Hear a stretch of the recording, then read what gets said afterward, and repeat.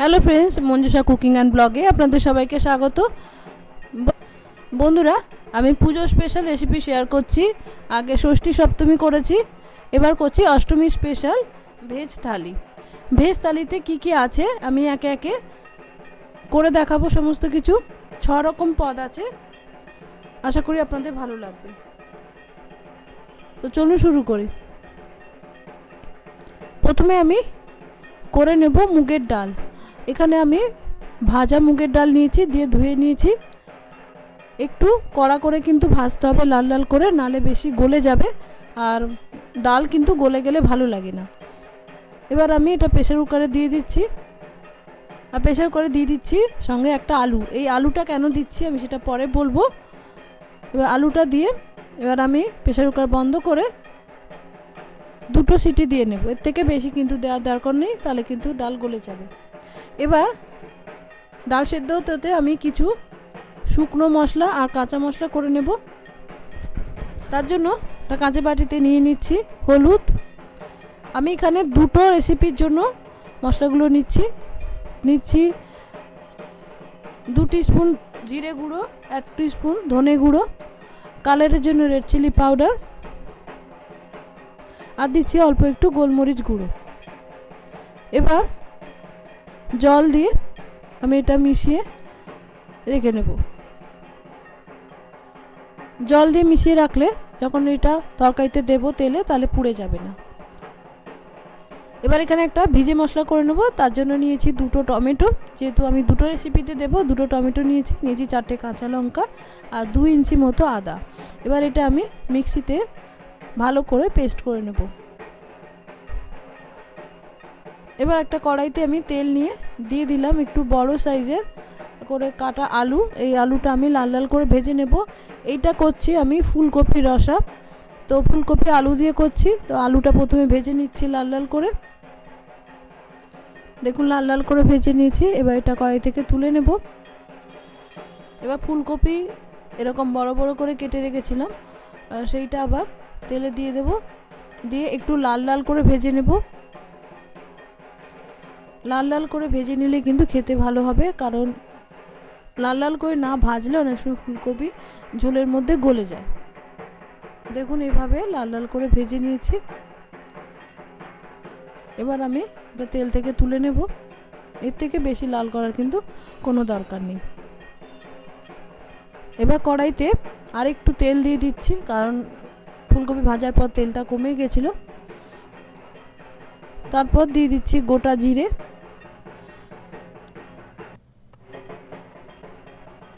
একটা তেজপাতা, একটা কাঁচা লঙ্কা। এবার যে মশলাটা আমি শুকনো মশলাটা জল দিয়ে গুলে রেখেছিলাম সেইটা দিয়ে দিলাম। এটা আবার একটু আমি তেলে নেড়ে নেব। দেখুন নাড়া হয়ে গেছে। এবার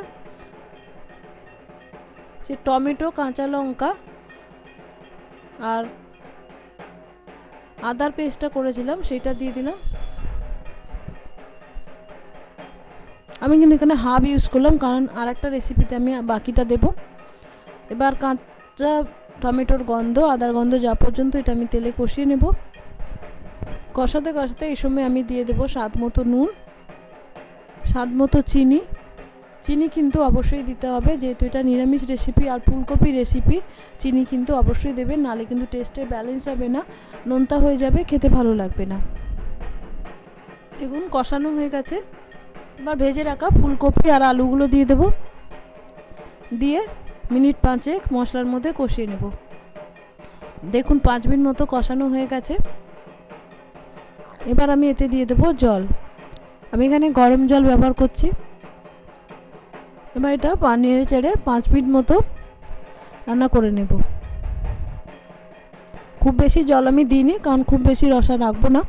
আপনারা যেরকম গ্রেভি রাখতে চান সেরকম দেবেন। দেখুন 5 মিনিট পরে গ্রেভিটা এরকম অল্প অল্প আছে। এবার দিয়ে দিলাম ভাজা মশলা, একটু দিয়ে দিলাম একটু ঘি, যেহেতু নিরামিষ রান্নায় ঘি দিলে কিন্তু ভালো লাগে। আর দিয়ে দিলাম একটু ধনেপাতা। তো রেডি আমার ফুলকপি রসা। এবার আমি করে নেব ছানার ডালনা। তার জন্য আমি এখানে 1 লিটার দুধ কাটিয়ে ছানা করে নিয়ে ভালোভাবে এভাবে জল ঝরিয়ে নিয়েছি। ছানা কাটানোটা আমি দেখালাম না, ভিডিও লেন্দি হয়ে যাবে বলে। এভাবে ঝুড়ো ঝুড়ো করে নিয়েছি, জল কিন্তু একটুখানি ভালো করে জল ঝরিয়ে নিয়েছি। এবার দিয়ে দিলাম নুন, একটু চিনি, একটু হলুদ গুঁড়ো,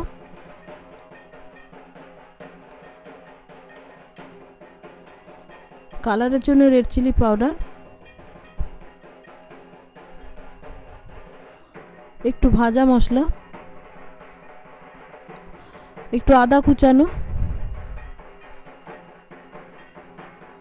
আর দিচ্ছি 1 চামচ মতো আটা। আপনারা চাইলে ময়দাও দিতে পারেন।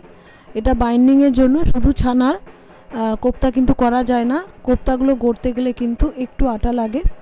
এবার এটা আমি ভালো করে মেখে নেব। দেখুন এভাবে স্মুথ করে মেখে নিয়েছি, যেরকম আমরা আটা মাখি সেই রকম হয়েছে মাখাটা অনেকটা। যত ভালো করে মাখবেন ছানাগুলো কিন্তু তত ভালো ফুলবে। এবার এরকম ছোট ছোট লেচি কেটে নেব, কেটে হাতের সাহায্যে গোল করে এরকম চেটোয় দিয়ে চাপটা করে নেব। খুব বেশি মোটাও না আবার খুব বেশি পাতলাও না, এরকম হবে। এবার ছানার কোপ্তার জন্য আমি একটা স্পেশাল মশলা করে নেব। তার জন্য নিয়ে নিচ্ছি এখানে 1 টেবিল চামচ মতো পোস্ত। এই মশলাটা কিন্তু ছানার কোপ্তা অন্যান্য ছানার কোপ্তার থেকে স্বাদ বেশি বাড়াবে। হোটেলে যেরকম হয় অনেকটা সেই রকম খেতে লাগবে। আর নিয়ে নিচ্ছি একটু খোয়া। এই খোয়া কিন্তু মিষ্টির দোকানে পেয়ে যাবে। খোয়া এবং পোস্তটা 10 মিনিট মতো ভিজিয়ে রাখবো। এবার ছানার কোপ্তাগুলো ভেজে নেব। একটা তেল গরম করে নিয়েছি, খুব হাই গরম করিনি, মিডিয়াম গরম করেছি। হাই গরম করে নিলে ছানাগুলো সঙ্গে সঙ্গে লাল হয়ে যাবে, ভেতরটা কাঁচা থেকে যাবে। তেলটাও কিন্তু মিডিয়াম গরম হয়েছে, খুব বেশি কিন্তু গরম করিনি। এবার ছানার কোপ্তাগুলো দিয়ে আমি প্রথমে লো আঁচে ভেজে নেব। দেখুন ছানা কোপ্তাগুলো কি সুন্দর ফুলে গেছে আর লাল লালও হতে শুরু করেছে। এবার আমি এটা উল্টে দেব এবং এই সময় গ্যাসের আঁচটা মিডিয়াম করে দেব। এভাবে উল্টে পাল্টে আমি দুদিকটা লাল লাল করে ভেজে নেব। দেখুন দুদিকটা লাল লাল সুন্দর ভাজা হয়ে গেছে, এর থেকে বেশি কড়া করব না। এগুলো তুলে নেব। এবার কোপ্তার ভাজার তেলেই দিয়ে দিচ্ছি গোটা জিরে, একটা তেজপাতা, দুটো ছোটো এলাচ আর একটু দারচিনি। এগুলো ভালো করে ভাজা গন্ধ বেরোলে এবার যে মশলাটা আমি শুকনো মশলাটা জল দিয়ে গুলে রেখেছিলাম তার বাকিটা আমি এতে দিয়ে দিচ্ছি। আগে আমি ফুলকপিতে ব্যবহার করেছি কিছুটা। এবার একটু একটু ভাজা হয়ে গেলে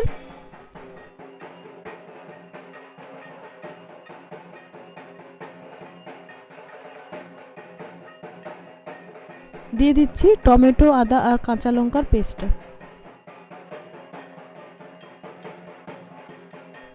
একই মশলা দুটো রেসিপিতে ব্যবহার করছি, তা কিন্তু নয় বন্ধুরা। এই কোপ্তাতে আমি আরেকটা স্পেশাল মশলা দেবো, যেটা আমি দেখালাম, তাতেই কোপ্তার স্বাদ ফুলকপির থেকে অনেক ভালো হবে আর পুরো হোটেলের মতো লাগবে।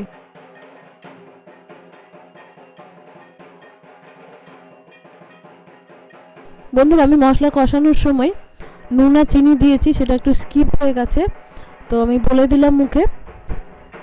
দেখুন ভেজে নিয়েছি, দেখুন মশলা থেকে তেল ছেড়ে দিয়েছে। এবার যে খোয়া আর পোস্তটা বেটে রেখেছিলাম সেটা দিয়ে দিলাম। এবার এটা একটু কষিয়ে নেব।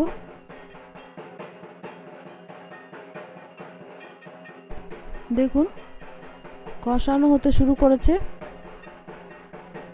এবার এতে দিয়ে দিলাম জল।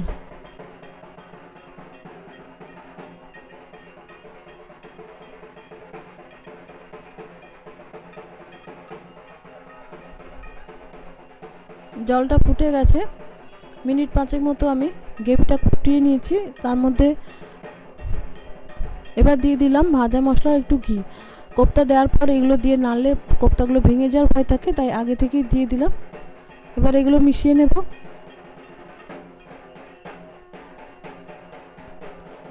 মিশিয়ে নিয়ে এবার ভেজে রাখা কোপ্তাগুলো দিয়ে দেব।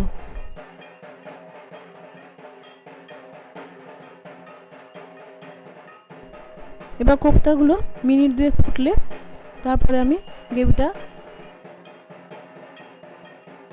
নিভিয়ে দেব। দেখুন মিনিট 2 ফুটে গেছে। এবার ঝোলটা কিন্তু অনেকটাই ঘন হয়ে এসছে, এর থেকে বেশি ঘন হলে কিন্তু কোপ্তাগুলো ভেঙে যাবে আর ঝোল একেবারে ঘন হয়ে যাবে।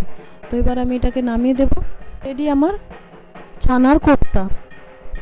এবার আমি মুগের ডালটা ওইদিকে সেদ্ধ হয়ে গেছিলো, নামিয়ে রেখেছিলাম, সেটা আবার ফোড়ন দিয়ে নেব। তার জন্য একটু দিয়েছি সর্ষের তেল, তারপরে দিলাম একটু গোটা জিরে, একটু কুচানো আদা, একটা শুকনো লঙ্কা, একটা কাঁচা লঙ্কা, একটা তেজপাতা। এবার এগুলো একটু তেলে নেড়ে নেব, কারণ আদাটা কুচানো, ভাজতে একটু সময় লাগে। এগুলো ভাজা ভাজা হলে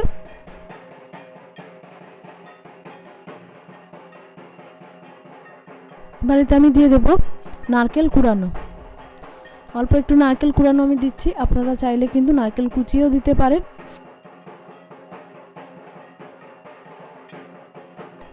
নারকেলটা আমি একটু লাল লাল করে ভেজে নেব।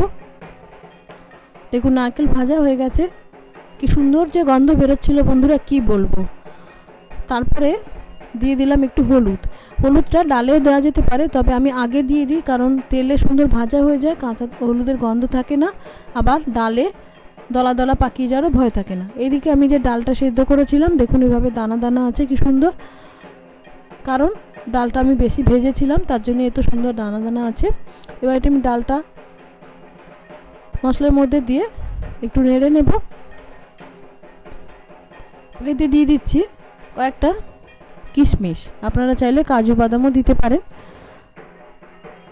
আর দিয়ে দিচ্ছি পরিমাণ মতো নুন আর স্বাদ মতো চিনি। মুগের ডাল, চিনি তো একটু দিতেই হবে। আর আমি যে বললাম বন্ধুরা, নিরামিষ রান্নায় যদি চিনি না দেওয়া হয় না, তাহলে টেস্টে ঠিক ব্যালেন্সটা আসে না। তো প্রত্যেক রেসিপিতেই প্রায় নিরামিষে একটু চিনি ব্যবহার করতে হয়। দেখুন চিনি নুন দেওয়ার পর আমি মিনিট 2 ফুটিয়ে নিয়েছি। তো রেডি আমার নারকেল দিয়ে মুগের ডাল। এবার আমি করে নেব চাটনি। তার জন্য আমি এখানে কিছুটা জলপাই সেদ্ধ করে এভাবে স্ম্যাশ করে নিয়েছি, দানাগুলো রেখেছি, আপনারা চাইলে ফেলে দিতে পারেন। আমি দানাগুলো বেশ পরে খেতে ভালোবাসি, তাই জন্য রেখেছি। দিয়ে এভাবে স্ম্যাশ করে নিয়েছি, একেবারে কিন্তু পেস্ট করিনি। এবার কড়াইতে নিয়ে নিলাম 1 চামচ মতো সর্ষের তেল। চাটনি করতে কিন্তু খুব বেশি সর্ষের তেলের প্রয়োজন হয় না। এবার দিয়ে দিচ্ছি সর্ষে আর একটা শুকনো লঙ্কা। এবার সর্ষে আর শুকনো লঙ্কা ভালো করে ভাজা ভাজা হয়ে গেলে আমি এতে দিয়ে দিচ্ছি একটু হলুদ। হলুদটা একটু তেলে নেড়ে নিয়ে আমি যে জলপাইয়ের মাখাটা রেখেছিলাম সেটা দিয়ে দিচ্ছি। আমি কিছুটা জল ফেলে দিয়েছি, কারণ জলপাই মারাত্মক টক হয়, তো চিনি দিতে দিতে কোটো শেষ হয়ে যাবে, তাই জন্য আমি একটু জল ফেলে দিয়েছিলাম। তাই জন্য বাটি ধুয়ে একটু জল দিলাম, দিয়ে জলটা ভালো করে মিশিয়ে নিচ্ছি। আপনারা পাতলা বেশি রাখতে চাইলে আর একটু জল দিতে পারেন, আমি মাখা মাখা করব, খুব বেশি পাতলা করব না। এবার জলটা মিশিয়ে নেওয়ার পর দিয়ে দিচ্ছি নুন। আমি সেদ্ধ করার সময় কিন্তু নুন দিয়েছি, কিন্তু জলপাই ভীষণই টক হয়, তো নুন মিষ্টিটা একটু বেশিই লাগে। তো আমি আবার স্বাদ মতো নুন দিয়ে দিলাম, দেখে নিয়ে যে কতটা লাগতে পারে। নুনটা দিয়ে আমি মাখিয়ে নিয়েছি। এটা এবার 5 মিনিট মতো করে নেব। 5 মিনিট পরে দিয়ে দিচ্ছি 150 গ্রাম চিনি। আমি এখানে খুব বেশি টকও রাখছি না, আবার বেশি মিষ্টি একেবারে শিরাও করছি না, তাই জন্য 150 গ্রাম চিনি দিলাম। আপনারা যেরকম টক পছন্দ করেন, মিষ্টি পছন্দ করেন, সেরকম দিয়ে নিতে পারেন। চিনি দেওয়ার পর দেখুন কালারটা কিন্তু একেবারেই চেঞ্জ হয়ে যায় চাটনির। তো চিনিটা দেওয়ার পর চিনি গলে একটু ফোটা পর্যন্ত আমি অপেক্ষা করব। দেখুন কি সুন্দর কালার হয়েছে চিনি ফুটে, এবং পাতলা পাতলাও কিন্তু হয়ে গেছে চিনি গলে।